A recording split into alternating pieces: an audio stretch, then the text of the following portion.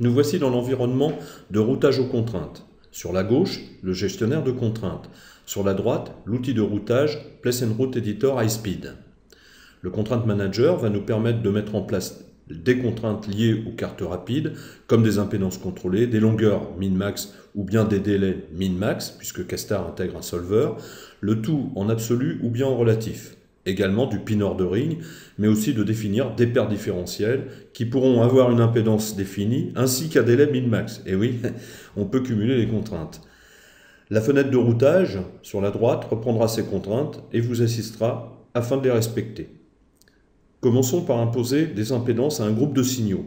Avant toute chose, il est important de recueillir les informations d'empilage de couches de votre fabricant de circuit, le layer stack, afin que Castar puisse calculer automatiquement les largeurs de piste pour chacune des couches électriques par rapport à des plans de référence. On voit dans cet exemple tout l'empilage des couches avec leurs caractéristiques, épaisseur, matériaux, positionnement. Allons dans l'onglet Z0 Planning, on le voit, Castar a calculé les largeurs pour tenir une impédance de 50 ohms. Si l'on met 45 ohms puis Solve, Castar recalcule toutes les largeurs automatiquement. Dans l'onglet ZDiff Planning, même chose, calcul des largeurs avec en plus une distance d'isolement spécifique aux paires entre elles. Dans cet exemple, nous allons créer des net classes afin de regrouper des signaux ayant les mêmes contraintes. Allons dans le net class sortie et imposons une impédance min de 45 ohms et max de 55 ohms. On le voit, tous les signaux du groupe possèdent les mêmes valeurs. L'icône avec le téléphone nous permet d'afficher les connexions sélectionnées dans l'interface de routage. Nous allons router la première connexion en effectuant des traversées pour voir le changement automatique de largeur imposé par le Contraint Manager pour tenir une impédance fixée.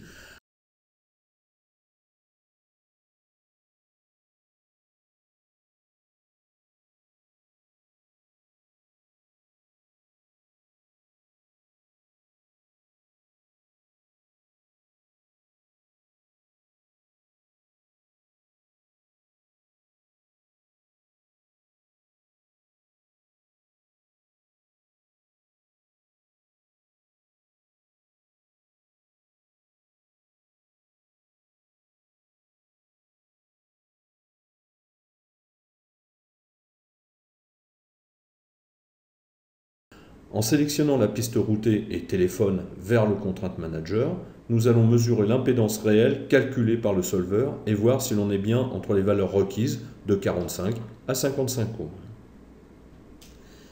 Maintenant, imposons toujours dans le même groupe de signaux une longueur absolue min-max à nos signaux.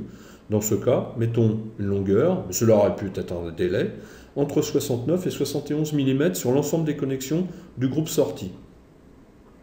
Basculons dans la partie routage, déroutons la précédente piste et routons une par une les connexions de mes sorties.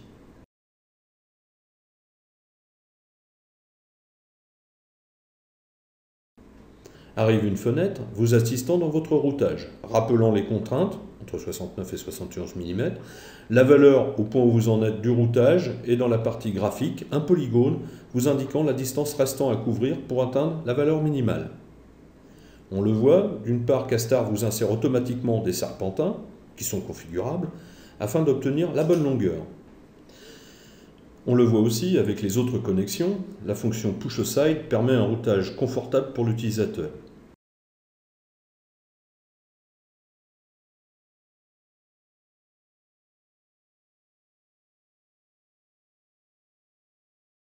Sélectionnons notre routage et contrôlons dans le Contraint Manager les résultats.